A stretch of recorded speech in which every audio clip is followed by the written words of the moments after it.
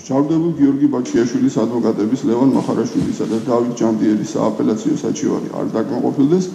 სააპელაციო სასამართლომ თანაინვესტირების ფონდის ყოფილი ხელმძღვანელის გიორგი ბაქშიაშვილის ეგრეთ წოდებული ბიტკოინების საქმეზე თბილისის საქალაქო სასამართლოს გადაწყვეტილება 11 წლიანი თავისუფლების აღკვეთა ძალაში დატოვა. გადაწყვეტილება პაატა სილიგაძის, დავით მამისეიშვილისა და გიორგი კურატიშვილისგან შემდგარმა კოლეგიამ მიიღო. ბაქშიაშვილის ადვოკატების განცხადებით დაცვის მხარე აპირებს, რომ უზენაეს სასამართლოს მიმართოს და სააპელაციო სასამართლოს მიერ მიღებული დღევანდელი განაჩენის გაუქმება მოითხოვოს. როგორც ადვოკატები განმარტავენ, იმ შემთხვევაში თუ უზენაესი სასამართლოც ძალაში დატოვებს სააპელაციო სასამართლოს განაჩენს, ისინი სტრასბურგის ადამიანის უფლებათა დაცვის სასამართლოს მიმართავენ.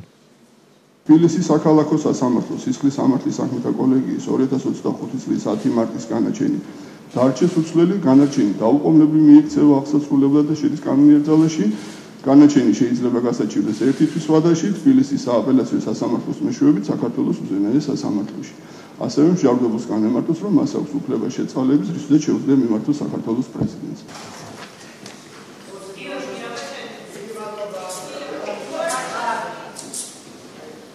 დღეს სასამართლოს არანაირი სიტყვიერი განმარტება არ გაუკეთებია გამოტანილ განაჩენთან დაკავშირებით, უბრალოდ გამოაცხადა, რომ ძალაში დარჩა პირველი ინსტანციის გადაწყვეტილებაში. მიმაჩნია, რომ პირველი ინსტანციის სასამართლოში იგივე ფაქტობრივი გარემოებები იმდენად წინააღმდეგობაში იყო საბოლოოდ გამოტანილ გადაწყვეტილებასთან, ამის დასაბუთება შეუძლებელი იქნება თუნდაც სააპელაციო სასამართლოს მიერ.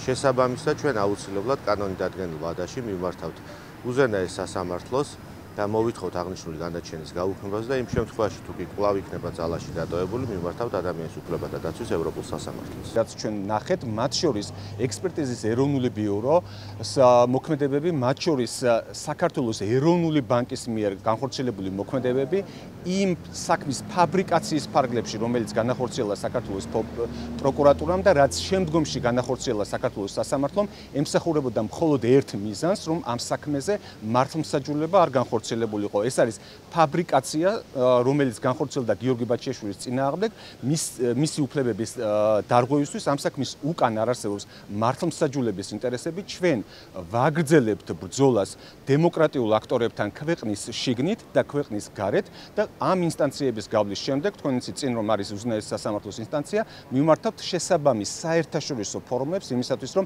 სამართალი იქნეს აღსრულებული. მიმდინარე წლის 10 მარტს მოსამართლე გიორგი გელაშვილმა გიორგი ბაქშიაშვილს დაუსწრებლად 11 წლით თავისუფლების აღკვეთა მიუსაჯა. საქმე ქართული ოცნების დამფუძნებლის ბიძინა ივანიშვილის კრიპტოვალუტის მითვისებას ეხება. მოსამართლემ ბაქშიაშვილს თანხის მითვისების ნაწილში 10 წლით თავისუფლების აღკვეთა განუსაზღვრა, ხოლო უკანონო შემოსავლის ლეგალიზაციაში 11 წლით თავისუფლების აღკვეთა. ამ უკანასკნელმა 10 წლიანი სასჯელი თანთქა და მას საბოლოოდ თავისუფლების აღკვეთა 11 წლით განესაზღვრა. ადვოკატმა დავით ჯანდიერმა სააპელაციო სასამართლოს გადაწყვეტილების შემდეგ თქვა, რომ მათ არ ჰქონდათ სამართლიანი სასამართლოს მოლოდინი. პროკურორ მიხეილ სადრაძის თქმით კი მოსამართლეთა კოლეგიამ შეაფასა და გაანალიზა საქმეში არსებული ყველა მტკიცებულება, ყველა მოწმის ჩვენება და დაადგინა, რომ გიორგი ბაქშიაშვილი დამნაშავეა.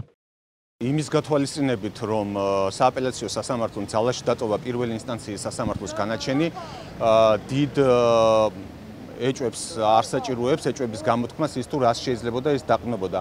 ჩვენი ცალსახა პოზიცია არის, როგორც ადრე და დღესაც, რომ საქმეში არ არსებობს არც ერთი ნეიტრალური მტკიცებულება იმის დამადასტურებელი, რომ გიორგი ბაქშიაშვილმა ჩაიდინა დანაშაული. კერძოდ, ერთმნიშვნელოვნად წარმოდგენილი არის დოკუმენტური მტკიცებულება, რომელიც ადასტურებს, რომ ადგილი ჰქონდა სესხს, რომელიც სრულად იქნა გასტუმრებული 8 წლის წინ და ადგილი არ ჰქონია ინვესტიციას და მეორე, საქმეში არის წარმოდგენილი გერმანელი ექსპერტების მიერ დადასტურებულად მიჩნეული როგორც ავთენტური მტკიცებულება, აუდიო ჩანაწერი ბატონ ბიძინა ივანიშვილს და ბატონ გიორგი ბაქშიაშვილს შორის, რომელიც ადასტურებს მათ შორის არსებული საუბრის შინაარსს, რომ ის მიემართებოდა კონკრეტულად სესხის აღებაზე. სააპელაციო სასამართლოს გადაწყვეტილება არის ნათელი დემონსტრაცია იმისა, რომ კოლეგიამ სამართლის შემადგენლობით სრულად შეაფასა, გაანალიზა ყველა ის მტკიცებულება, ყველა მოწმის ჩვენება, ყველა დოკუმენტაცია და დაადგინა, რომ გიორგი ბაქშიაშვილი არის დამნაშავე. მან მიითვისა კრიპტოვალუტა და ასევე მოახდინა მითვისებული აქტივის ლეგალიზაცია. შესაბამისად, ეს არის ის ფაქტობრივი და სამართლებრივი მოცემულობა, რაც დღევანდელ სხდომაზე სასამართლომ გამოაცხადა. ფაქტობრივი გარემოებები ძალიან მარტივად გამოიყურება. ინვესტიციის ჯამური მოცულობა იყო 6,5 მილიონი, რომ დაუყოვნებლივ რიცხვები ბრალდება ედავებოდა და სასამართლომაც დაადგინა, რომ გიორგი ბაჩიაშვილის მონაწილეობა იყო მხოლოდ 1,5 მილიონის ფარგლებში. ეს მაქვს პრაქტიკულად აქვს აღიარებული, თვითონ კრიპტობირჟას მიწერა იმეილი, რომელიც მე თან მაქვს და არაერთხელ მოახდინა მის დემონსტრაცია.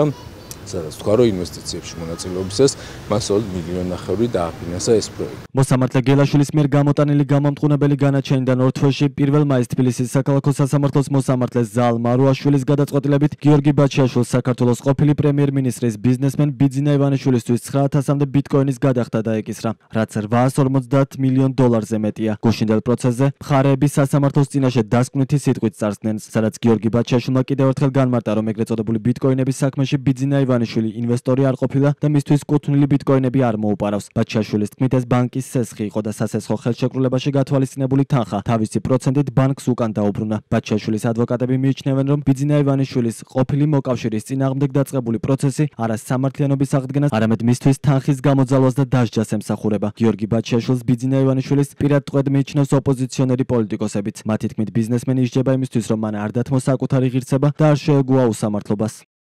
ბაჩიაშვილი არის ის პიროვნება, რომელიც არის ივანიშვილის პირადი მტერი, რომლის გულისთვისაც ივანიშვილი მზად არის, რომ რაღაცა დეტექტიურ კრიმინალურ სერიალს დაამსგავსოს საქართველოს, დაწყებული მისი მოტაცებიდან, შემდეგ ის პროცესი, რომელიც მიმდინარეობს მისი წამება ციხეში.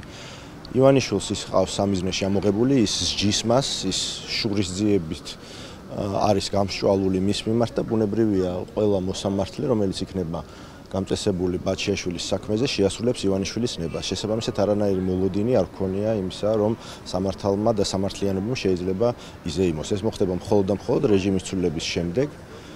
ყველა საქმეს განიხილავს სამართლიანი სასამართლო.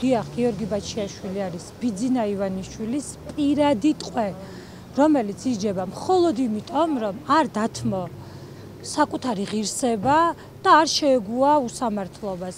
გიორგი ბაჩიაშვილი დღეს გაცილებით თავისუფალია, ვიდრე ბიძინა ივანიშვილი და მე მჯერა, რომ ეს უსამართლობა ძალიან მალე დასრულდება და თითოეული პოლიტიკური პატიმარი, რომლებიც დღეს ისჯებიან მხოლოდ და მხოლოდ იმიტომ, რომ უყვართ თავისი ქვეყანა და იბრძვიან ქვეყნის თავისუფლებისთვის, იქნებიან თავისუფლები და ჩვენი ქვეყანა იქნება თავისუფალი. ეგრეთ წოდებული ბიტკოინების საქმის გარდა ბაჩიაშვილის წინააღმდეგ კიდევ ორი სისხლის სამართლის საქმეა აღძრული. მას ბრალად საზღვრის უკანონო კვეთა ედება. ბაჩიაშვილმა 2 მარტს საქართველოს სომხეთის საზღვარი უნებართვოდ მალულად გადაკვეთა, რის შემდეგაც გირაო პატიმრობით შეუცვალეს. ბაჩიაშვილის წინააღმდეგ აღძრული კიდევ ერთი სისხლის სამართლის საქმე მტკვარი ეხება. ეს ეპიზოდი კრიპტოვალუტების საქმეში თავიდანვე ფიგურირებდა, თუმცა ბიზნესმენს ბრალი 2025 წლის 25 თებერვალს წაუყენეს. ამ ბრალდების თანახმად გიორგი ბაჩიაშვილს ბიძინა ივანიშვილის თანაინვესტირების ფონდში გენერალური დირექტორის თანამდებობაზე სამსახურეობრივი მოვალეობის შეუსრულებლობას ან არაჯეროვნად შესრულებას ედავებიან.